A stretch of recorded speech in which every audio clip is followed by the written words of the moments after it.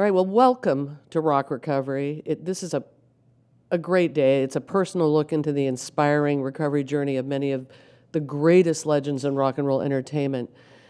And as always, I dedicate this show to my son. He was my personal rock star, Spencer, who I lost to alcohol addiction at 28 years old.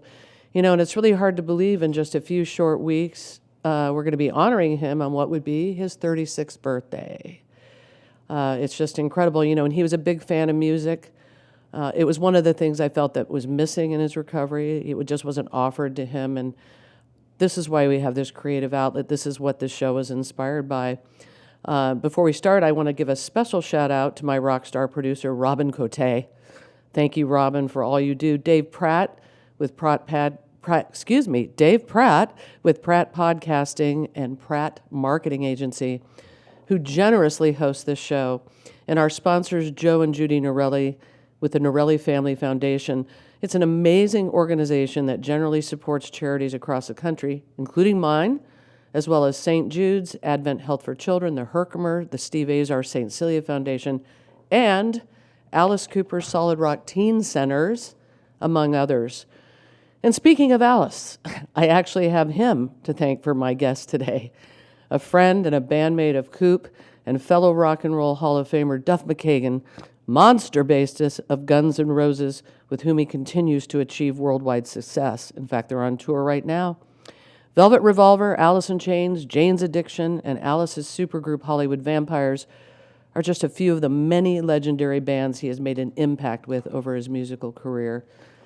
But perhaps his greatest achievement, in my opinion, is his 32 years of sobriety. After a near-death experience at age 30, when his pancreas ruptured due to severe alcoholism, he completely overhauled his life. He took control of his physical and mental health by heavily focusing on martial arts, returning to school to study business, and turning his energy towards fitness to help manage panic attacks and depression. Duff documented his battle with addiction, recovery, and path to inner peace in his 2012 autobiography, It's So Easy and Other Lies. Duff, welcome to Rock Recovery, and thank you for taking the time from your tour to join us. Now, I see you're playing in North Carolina tonight. Yes. And looking at your schedule, you're not stopping until before the holidays. But I have to tell you, I don't see a Phoenix show. What's up with that? What's up with I know we're not playing my hometown of Seattle either on this run. So what we do is we skip, we flip-flop cities we go to, whether it's in North America or Europe or whatever. So every other tour we would hit Phoenix. We actually hit Phoenix more often than every other time, but that was the deal. When they threw the dart at the map of North America, Phoenix didn't make it. All the darts. Our tour, it looks like, if you look at it, the dates, it looks like somebody took some darts and threw it at it. You're everywhere. Yeah. I think it's wonderful. Well, we'll get you next time. So at 21, you started using drugs and alcohol as a coping mechanism for panic attacks, which you have said started at as young as the age of 16. Yeah. And you said you even figured out that a half a bottle of vodka would kill a panic attack. Did this start at 16, or did it heighten when you started performing and getting in front of audiences? How did that start? Right. So, yeah, we'll back up to my first panic attack, which was, your first couple of years, if you have panic disorder like I do, that first panic attack I thought there was an earthquake. And I was living with my mom, I was in the shower, and I thought the house had dropped. Wow. I literally thought there was an earthquake. And I came crawling out of the shower, I asked, Mom, are you okay? And she's like, yeah, I'm okay. She was getting dressed and ready for work. And I realized right when she said that something wasn't the earth that moved. It wasn't the house that moved. It was something in me that shook. And I couldn't breathe. And it's for those of you who have them or remember that first one, you know what I'm talking about. It's everything shifts. And she took me to the emergency room. I thought, because I had done Well, I had done mushrooms and LSD starting at a young age. Mm-hmm. And I thought it was maybe you hear about those from the hippie days. You hear about, oh yeah, he's stuck on an acid trip, for the rest of his life. I thought that had happened to me. I went. They took me to doctors. They took me finally into a psychiatrist who said you had a panic attack. He explained to me what they were, and because nobody really talked about mental health, this is 1980. Mm-hmm. Nobody talked about it. So I thought I was absolutely alone in this world of panic attack, of panic. And I thought something was wrong with me. And I did find out. Now I was kind of left to figure it out. The doctor may have gave me some Valiums or something to leave with. Right. They gave me Valium then. I remember that. I figured from that there's a way to tamper it down. And beer started working, or any kind of alcohol. I stopped doing any sort of other drugs because they would make me get a panic attack, Mm-hmm. I thought. And so I started drinking. And I worked as a construction worker. I worked in restaurants. I did, you name it, I worked it. I had my own apartment. My mom had sold her house maybe just months later, and I was on my own. And dealing with panic attacks out there in the wild, with the wide open, moved to LA, decided to move to LA at 19. I had these panic attacks, but I knew I could kill them with alcohol. When I met the guys in my band, everybody drank. It was a drinking time, I think, 84 into 85, 80s. It was Wild West in Hollywood. There was crack. Right. There was everything. Mm-hmm. Heroin and but I drank my way through panic attacks, and the problem is you drink. The more you drink, the more sugars in your body, so the more panic attacks you're going to get. But you got to drink to tamper down that panic attack too. Right. And then cocaine started coming into the picture, so I could drink more. And there was one day at like 21, I woke up or whatever.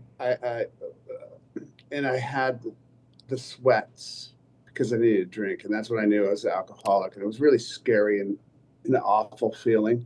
Like, oh, I didn't move to LA. I didn't want to be in music to become an alcoholic or a drug addict. That wasn't part of the dream. And there I was. I thought I would take care of it in 6 months or so, and I did. The band kind of took off, and there was no 6 months. I had to take care of it. I didn't know anybody in recovery. I didn't know. Right. Again, I was just kind of out there in the wide open, drinking, doing cocaine to drink more, touring, chaos. Mm-hmm. Passports, different. Now we're going to Europe, and now where am I? Right. And by the early 90s, when I really thought at some point I'm going to take care of this, we did this huge tour, and the tour got extended.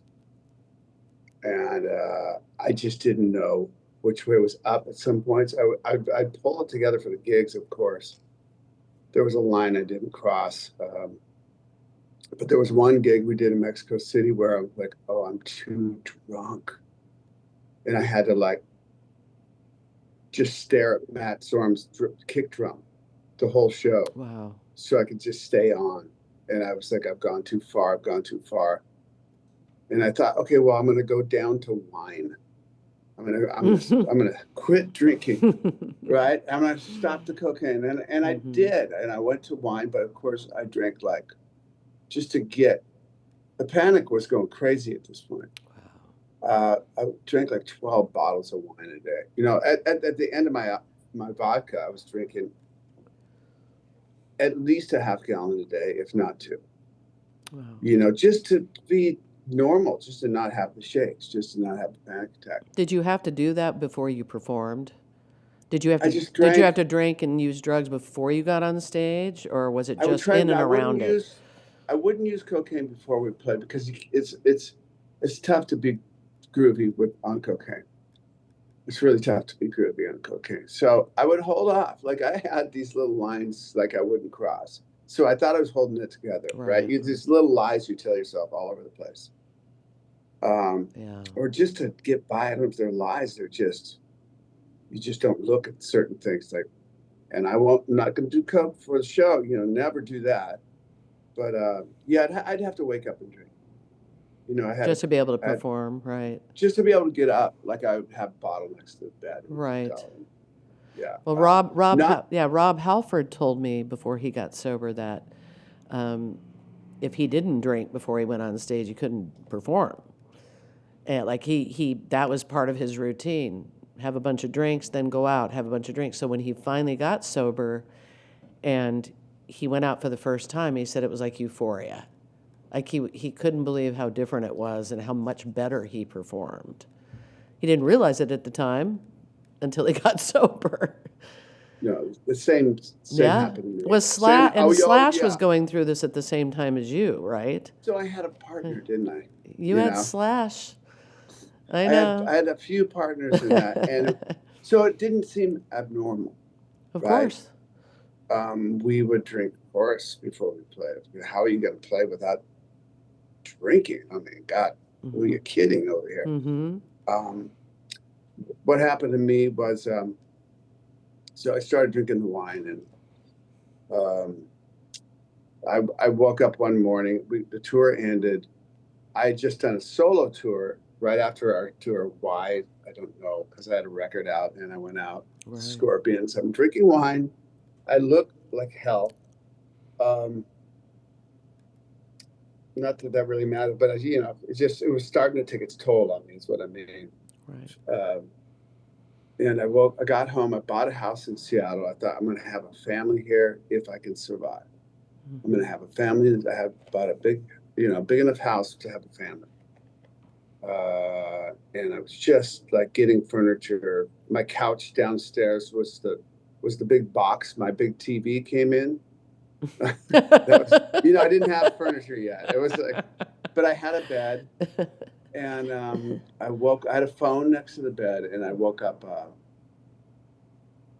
one morning, and I thought I had really bad, like sharp gas pains in my stomach, like really sharp, which discomfort was not abnormal either. Like physical, my kidneys hurt when I pissed. Like there was things that hurt. And this was like really bad, and I'm drinking red wine, so it's like I hear about these gas pains they get, or heartburn, right?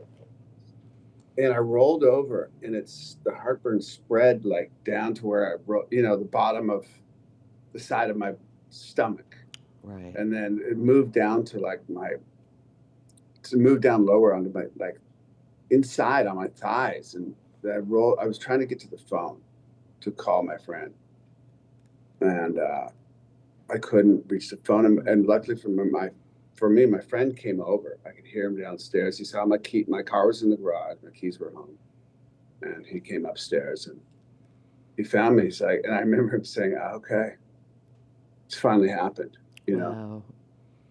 And he took me to the emergency room, and the pain just in the car, just moving, was incredible. So what happens when your pancreas bursts? You get burns all inside of your body. So it was just burning. Wow. And it was terrifying. I don't know if you want to hear all this stuff. No, this is part of your story. Yeah. And I saw when Sammy Hagar interviewed you about this, and you said you were about 28, which struck me because that's how old my son was. I was 30. 30, Spencer was, he was 28. Yeah. So Spencer, let's, So he actually, he was in detox a couple times. Then he went into, he was like you, the shakes, the sweats, but he was a functioning alcoholic. He worked full time. Sure. He had his vodka in his Gatorade bottle, and he would sip it. And he used to tell me that, and I would drag him down to detox, and I finally got him to do a residential program, and he really excelled at it. But one of the things, as I mentioned to you, is he was very creative and he was a musician, and it was so dry for him. And every treatment's different. I'm not saying that's the wrong way to go, but that was lacking in his life. But sadly, 8 months later, he went and checked out of his sober living house and said, I can do this. I'm going back to my apartment, where he isolated. And eventually he drank so much one night. He definitely relapsed. He drank, and he sat down in front of his couch and put his head down and cut the air off to his brain. And that was it. It was like, they call it positional asphyxiation due to alcoholism, which is really interesting. I Yeah. get it. Yeah. So his was a total fluke. I mean, but still. No. But his doctor told him when he was 28, right before this happened, that he had the liver of a 68-year-old man, and that if he continued to drink, it would kill him one way or the other. Either everything was shut down, or what happened to you would just implode inside, or what happened to him happened. Yeah. Yeah, It was you just said terrible. he was very much creative, and things were, He loved music. He was a musician. He loved it, but he just there was no creativity anywhere in his recovery. As far as music, I actually have a side charity. My charity, Rock Recovery Charities, I do 6-week songwriting classes for people going through recovery. I launched that too, as a sidekick to these interviews. That's interesting. Right. Yeah, give them something to do. To give them something to writing do. Songs, And I got to tell you, because you all journal, right? You all journal. And I saw my son journal constantly, and I would read a lot of his journals, and like these would make great songs. He was very creative, and that's how it kind of all started. And then I had Wes Gear on my show, and he has a charity in LA called Rock to Recovery, and that's what he's been doing it for 14 years. They do programs all over the country, but they do songwriting classes and clinics for people going through recovery. And when Wes is awesome. He is. And when he was on my show, I said, I think I'm going to steal your idea. He said, you should. I said, that's what an incredible idea, because that's something, I'm not saying it would have saved my son's life, but it definitely would have been more inspiring for him. Everything was a little too rigid for him, and he was very independent. That's why, I don't need to be in sober living like the rest of these people, because I can do this on my own. You know this. So that's kind of what you're talking about. And Sammy Hagar, it's interesting. I love that interview with him. You said, I wasn't planning on living past 30. I wasn't headed towards a long life at all. I gotten used to people dying. And when you get used to it and you're using, it's a dark place. And it's funny you said that, because in one of my interviews with Alice, he said the same thing. Because as you know, as a member of the original Hollywood Vampires, all his drinking buddies in the Viper Room back in those days, they're all dead. Except for Mickey Dolenz. There's like one. Right. All the rest of them died in their late 20s. And he even said, I looked around and go, why am I still here? Yeah. And that's where he came up with that idea for that band, is to honor them, because that was the name of their drinking club. Yeah. But absolutely. Yeah, and he said the same thing. All of a sudden I'm looking around and I'm the only one left. So in the drinkers and druggers that I was close with, and other people I met, just some, like you said with Spencer, some of the smartest people I've ever met. And I think drinking and drugs for some of them was just a way to tamper down the stupidity outside. Absolutely. My friend Todd, who passed away at 21, he got a zoology, a bachelor's degree from Berkeley at like the age of 19. Wow. He was a genius. He was just an absolute genius. And he played music. He was in a band. And you'd start talking about things that were of his interest. And he was miles away from anybody else. Just the smartest guy. And Slash, really, really intelligent guy. Emotionally intelligent, otherwise high IQ. Friends of mine had passed away. West Arcane, super, super smart.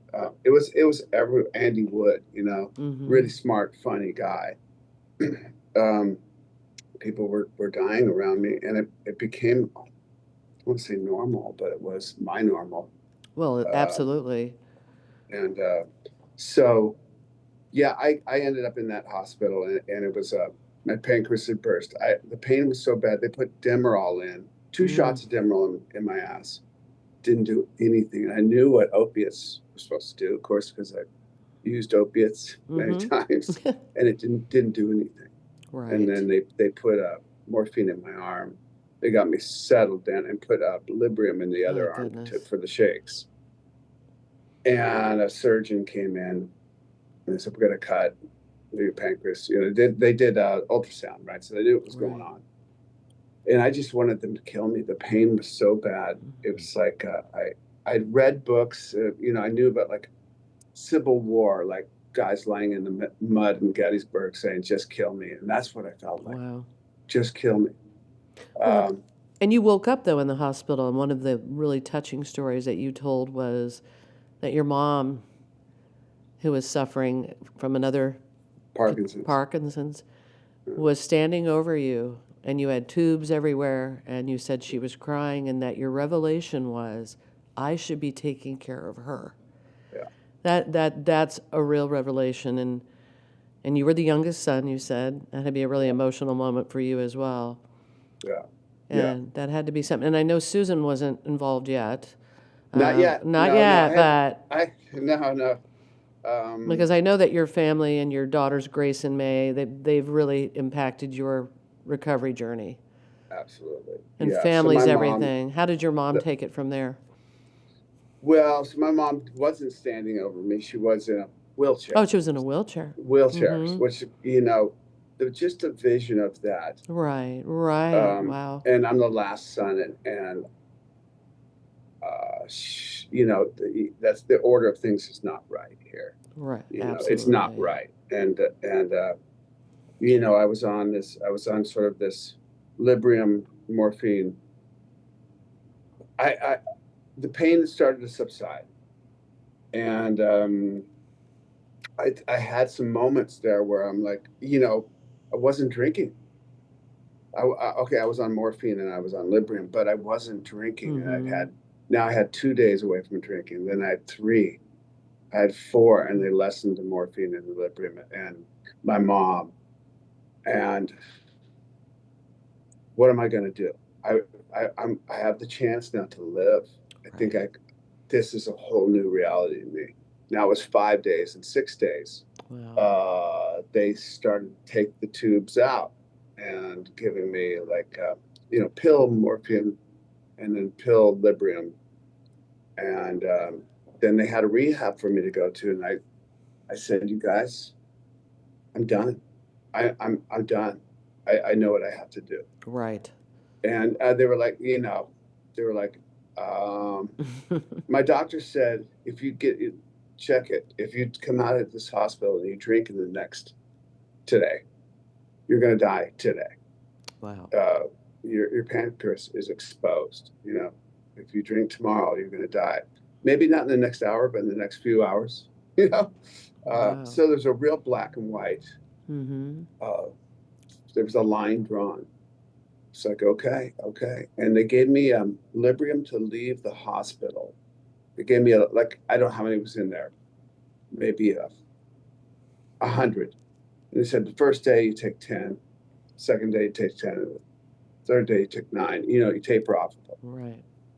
So I followed the directions on the pill bottle, which was a whole new thing for me. And I followed the directions, and I did that. And my first day off of Librium was like you're talking about Rob Halford, like, oh, man, I'm doing this. You know, I couldn't really drive. I was driving my car. I was using the brakes. It was everything was so real, like an acid trip.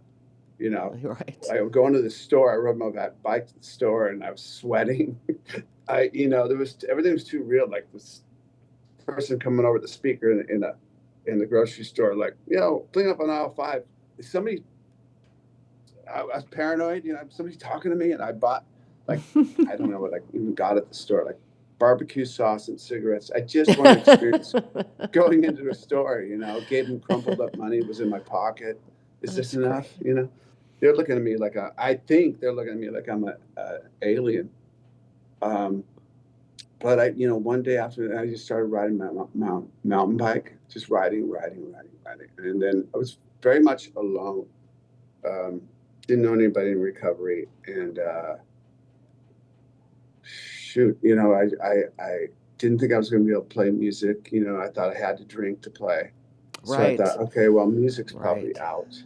What am I going to do? Right.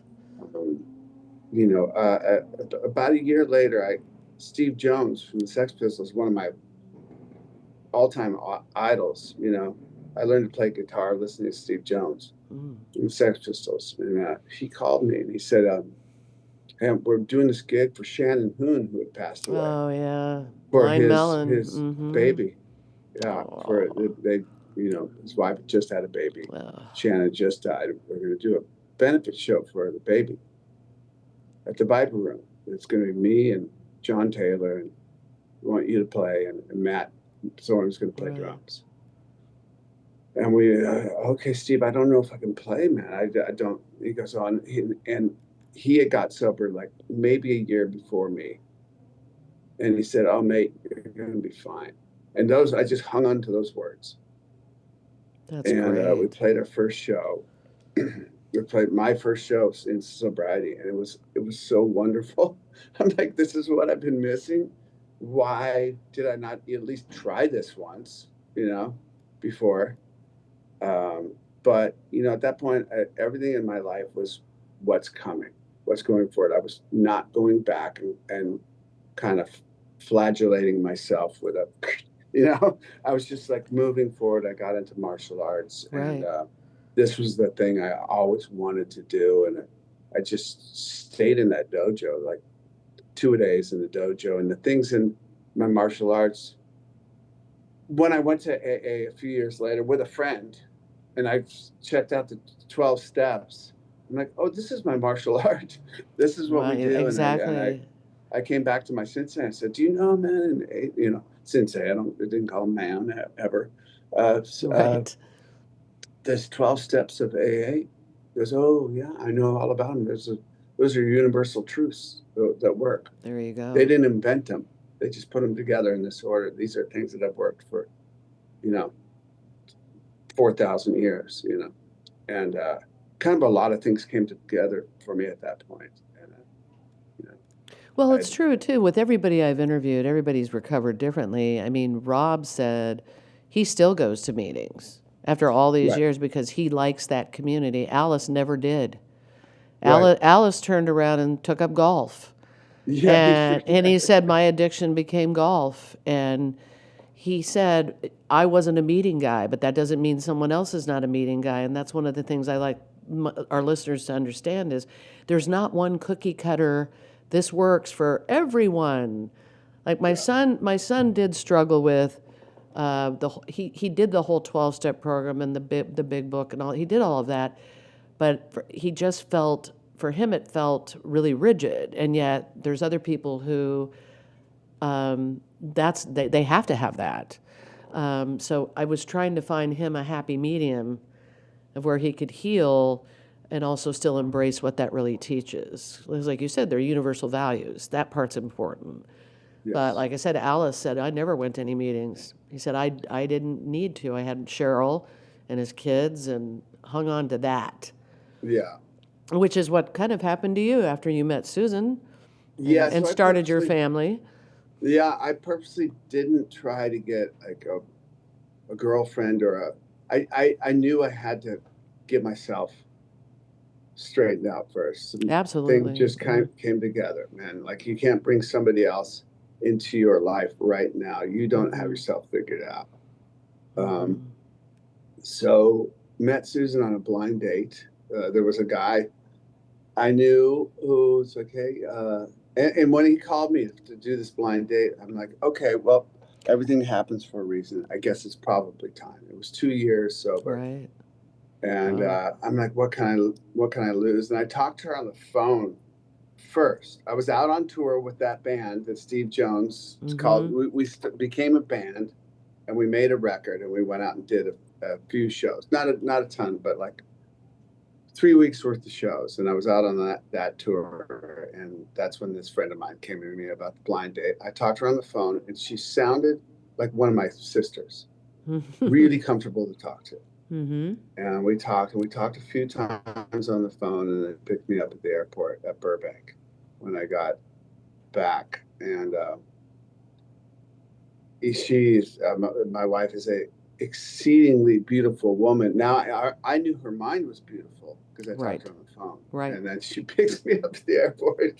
I'm wearing like a shirt like this, like and some sweats and my hair's tousled and she dressed up for it because we were going to go to dinner and I was like, oh my God. We went to dinner and we talked and could it be that the first woman I meet out of this thing is the one that I'm going to be with forever? And I just had that feeling. Right. And it was crazy, it was just absolutely crazy. And I think we both felt that way. It's like, how we met on a blind date, it's this what, what's going on here? And that was it. We, so a month or two went by. I said, I bought this home in Seattle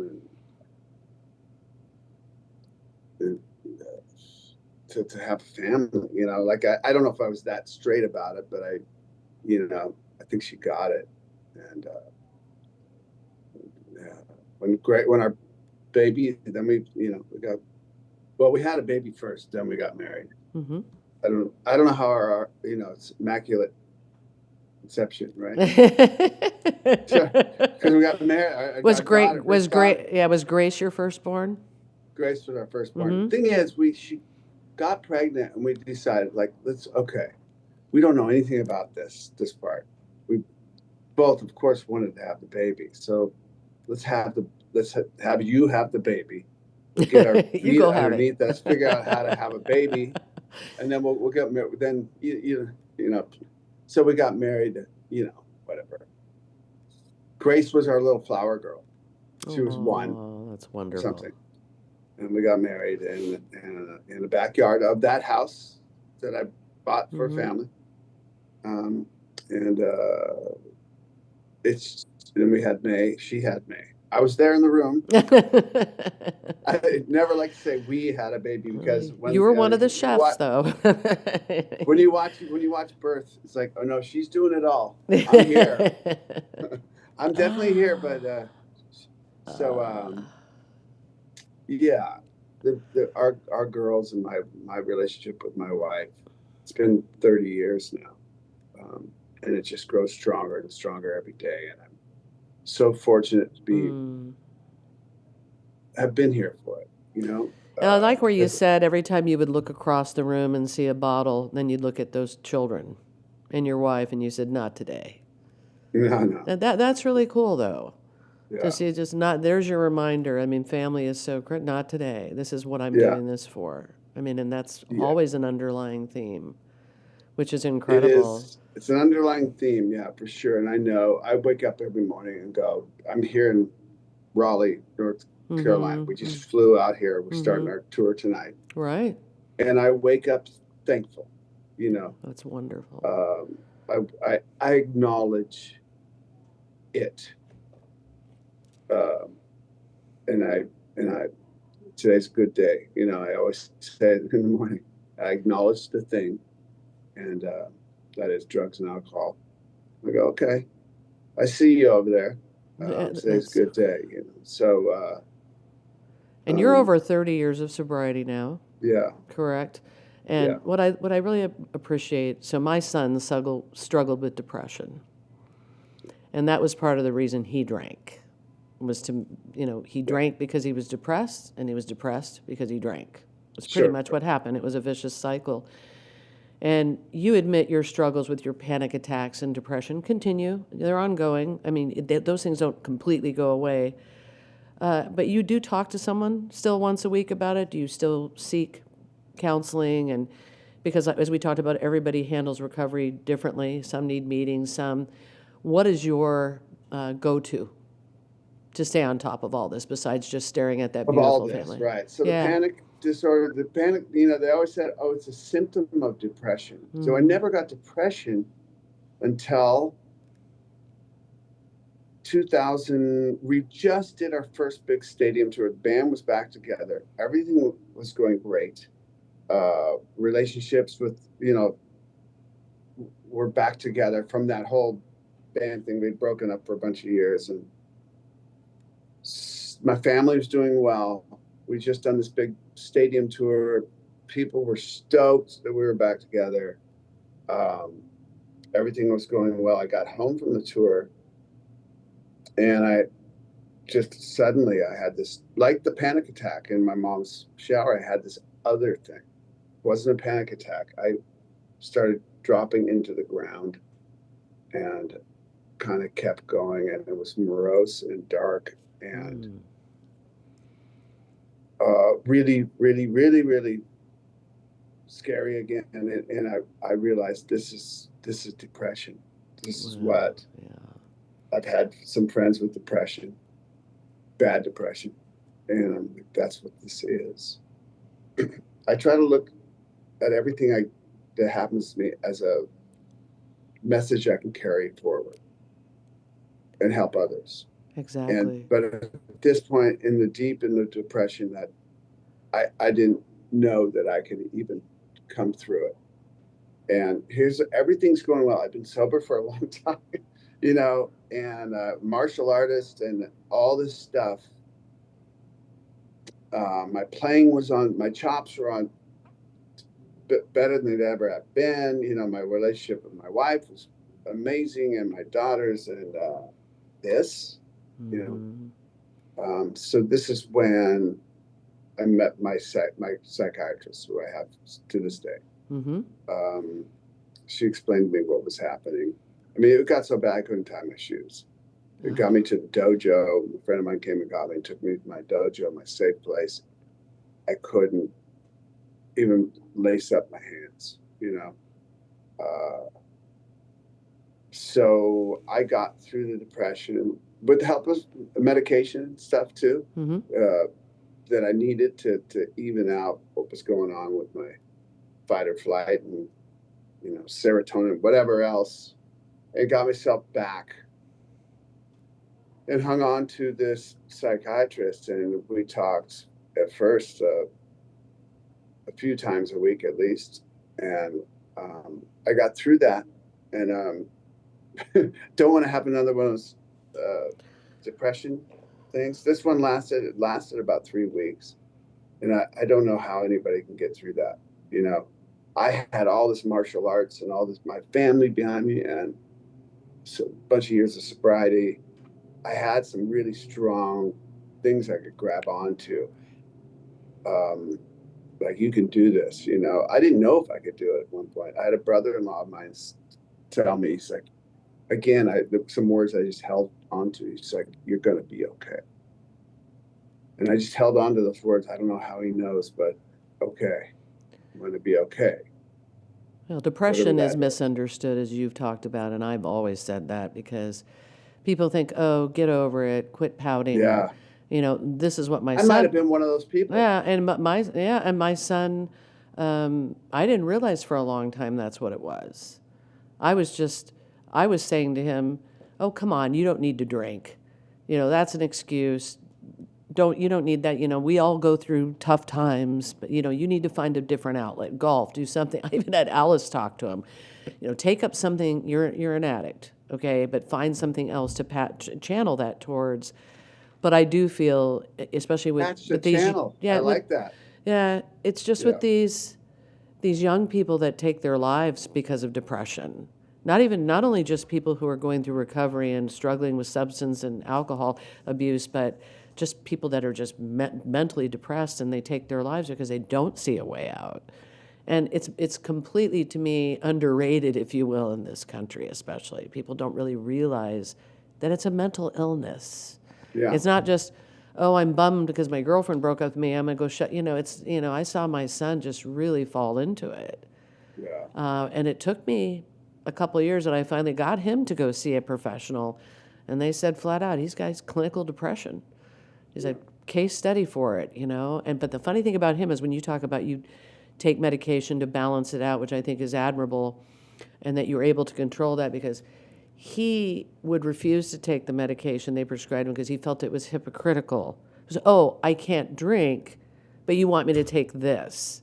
So I battled that with him because I couldn't get him to take the we couldn't convince him that it was okay, and he just would not do that. And it's interesting. I got a really good psychiatrist. Yeah, it didn't help. She's a sober psychiatrist, which is great. Yeah.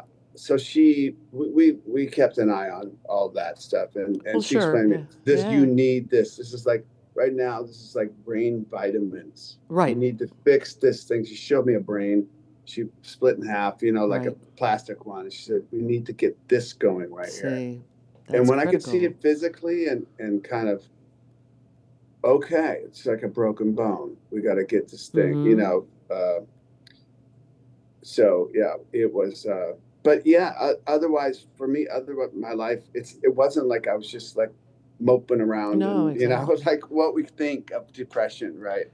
Oh, and he was the same way. He was always upbeat and happy. Nobody knew he had it. And that's why when he went through all of that, people were like, Spencer, really? It's the happiest guy I know. Right. Has nothing to do with that. No, really, and I mean that. He was upbeat and happy and everybody's friend and funny, and no one caught on to that, even his own mother for a while.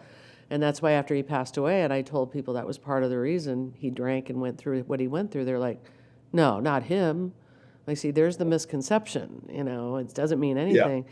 I liked what you said about you feel like now with your experiences as we wrap this up is that you do whatever you can to help other people, to make them feel noticed. You're here, I see you, we hear you. Do you ever have fans reach out to you for help and try to connect with you? And ask advice, people that are going through recovery, do you ever have people look to you for that? I have done that. Mm-hmm. For sure. In my path of sobriety, I sure have. Some fans have reached out. It can be overwhelming. I think what a lot, like doing this talk with you on video.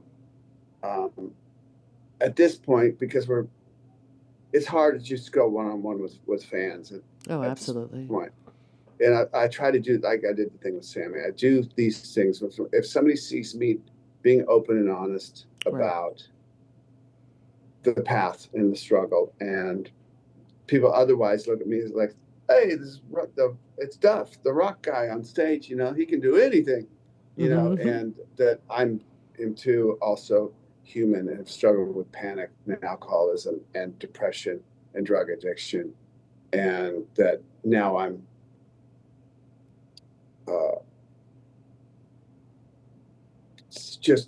I'm happy with just having a family and doing my work every day, like anybody else. I get up and I go to work, Right. My work's a little different than other people, but isn't everybody's work different from everybody else's, Well, that's what you said. These fans look up to bands, young people especially, all of you. And there's so many guests I've had on my show that people will say to me, I didn't know he was sober. That's really great. I didn't know he was so, so they start realizing that the days of crazy, wild, and, even now, Rob Halford, one of my favorite stories he told me, he said, back in the day, we would get off the bus and we'd go right to the nearest pub just to start our party. And then he said, now we get off the bus and we have our jump ropes and our weights and our yoga instructors following me, And he said, it's not the same. He said it, and he said it's refreshing because some of the younger bands that open for them or see them look at them and go, oh, so I don't have to do all that crap to be cool. Absolutely. And you're still alive and you're still touring and you're, all of them. We did a Christmas pudding show. In fact, Slash played at it for Alice's for our charity, and it was Ace Frehley at the time. God bless him. It was him. It was Edgar Winter, and it was Slash. But anyway, our whole lineup that night was everyone was sober, starting with Alice at the top. And Alice doesn't say you have to be sober to come do this, but it just so happens that everyone from his genre, they learned, and they were all thriving. Or they're dead. or they're dead. And, Ace had health issues, but, Yeah, at the yeah, time, he came and he gave it his all. And it was like, look at these people. I mean, it's just incredible. And I think it's an inspiration for people to look at people like you. But you have been so amazing with your time. Okay. I Yeah. really appreciate you, Ted. Now, I do understand that. Do we not have a birthday boy today? Isn't it Slash's birthday? Slash's birthday I today. heard that. Yeah. So give him he was a former rock recovery guest. Tell him we said happy birthday. We wish Absolutely. you, and we Yeah. wish you a safe and successful tour. And I am so grateful for your story. It really Cheers. means a lot to me. Thank All you for right. sharing today. Thanks for having All me. right, you bet. All right. Take care. Okay. Bye-bye. All right, and I'm going to close this out by saying thank you all for tuning in. And as always, we end each show with a saying that inspired me that my son was fond of. It says, "The pain you feel today is the strength you feel tomorrow." I'm not saying it's going to be easy, but boy, I'm saying it's going to be worth it. And as from these stories you've been listening to, it is so worth it. You're worth it. Don't ever forget that. And in the meantime, for more information about the music programs we offer and songwriting classes and just exploring all of that, it's rockrecoverycharities.com, where you can also find this podcast. And on that note, peace out.